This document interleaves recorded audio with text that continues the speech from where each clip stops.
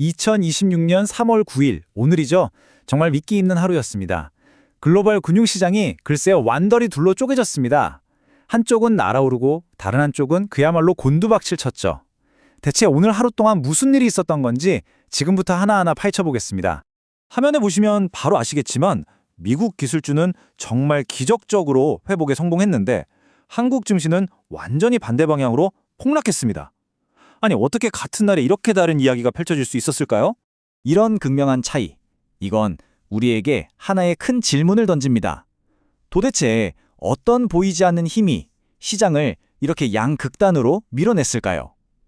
자, 지금부터 그 답을 한번 찾아가 보시죠. 네, 그래서 오늘 분석은 이렇게 진행됩니다. 먼저 오늘 시장이 왜 이렇게 달랐는지 그 두 개의 시장 이야기부터 시작해서 미국의 반등, 그리고 유럽과 아시아가 부진했던 이유를 살펴볼 겁니다. 그리고 나서는 이런 변동성 속에서 우리가 취할 수 있는 전략, 또 앞으로의 시장 전망까지 차근차근 짚어보겠습니다.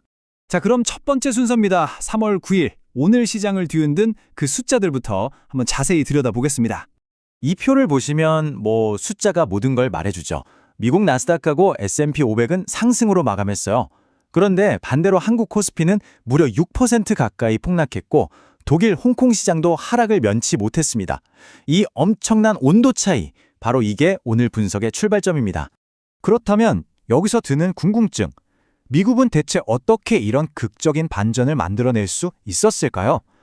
그 해답은 사실 아주 강력한 경제 이론 하나에 숨어 있습니다. 바로 조지 소로스가 제시한 재귀성 이론이라는 건데요. 이게 좀 어려워 보이지만 간단히 말하면 이런 겁니다.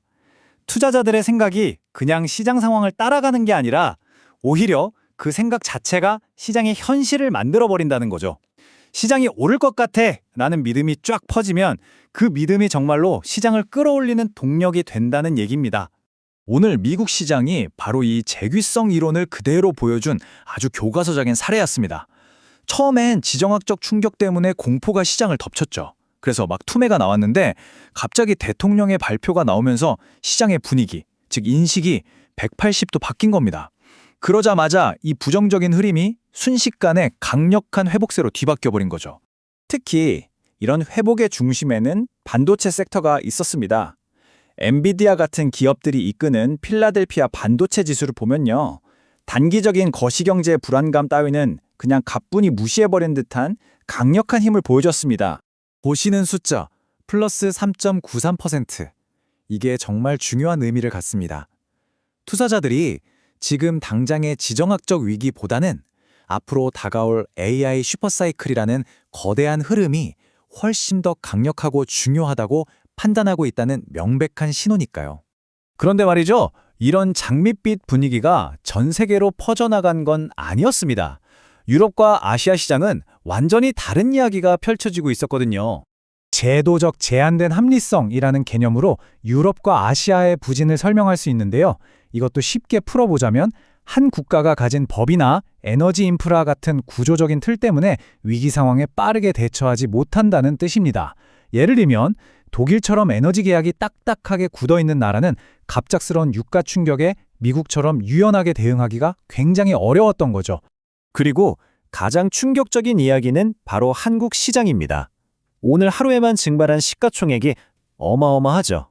정말 엄청난 손실을 기록했습니다. 이 문장이 그 이유를 정확히 짚어주고 있습니다.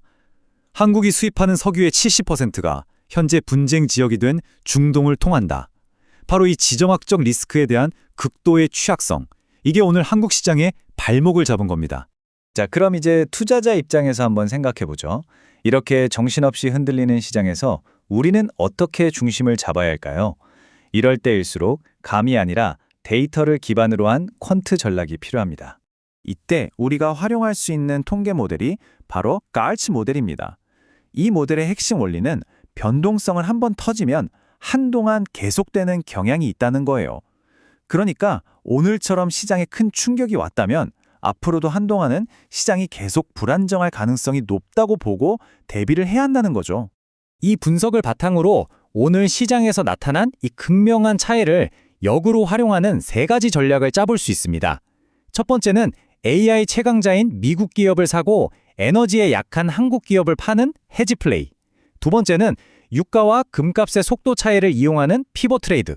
그리고 마지막으로 이런 불안한 장세에서 가장 확실한 피난처인 미국 단기국채에 투자하는 겁니다. 그럼 이제 미래를 한번 내다 볼까요? 수천 번의 시뮬레이션을 돌린 결과 우리 모델이 3월 말까지 시장을 어떻게 예측하고 있는지 한번 살펴보겠습니다. 시뮬레이션 결과를 보면요. 가장 확률이 높은 건 52%로 외교적으로 상황이 해결되면서 시장이 회복하는 기본 시나리오입니다. 하지만 주목해야 할 건 분쟁이 길어지면서 시장이 더 깊은 침체에 빠질 약세 시나리오의 확률도 33%나 된다는 점입니다. 결코 무시할 수 없는 수치죠. 구체적인 지수 전망치입니다. 보시는 것처럼 미국 기술주는 계속해서 시장을 이끌고 한국은 어느 정도 회복세를 보이겠지만 유럽과 홍콩은 당분간 약세를 면치 못할 것으로 예측됩니다. 자, 이제 마지막입니다. 정말 정신없었던 오늘 하루. 이 사건을 통해 우리가 얻어야 할 가장 큰 그림, 빅픽처는 과연 무엇일까요? 결론적으로 3월 9일 오늘은 그냥 지정학적 리스크의 시장에 한번 휘청인 날이 아니었습니다. 이건 에너지, 지정학, 그리고 AI 기술력이라는 새로운 축을 중심으로 전 세계 금융 질서가 완전히 재편되고 있다는 아주 강력하고도 격렬한 신호탄이었다고 봐야 합니다. 결국 이 모든 건 하나의 질문으로 이어집니다. 이렇게 새롭게 짜이는 판에서 과연 누가 최후의 승자가 될 준비가 되어 있는가? 오늘 시장의 극단적인 움직임은 어쩌면 그에 대한 첫 번째 힌트였을지도 모릅니다.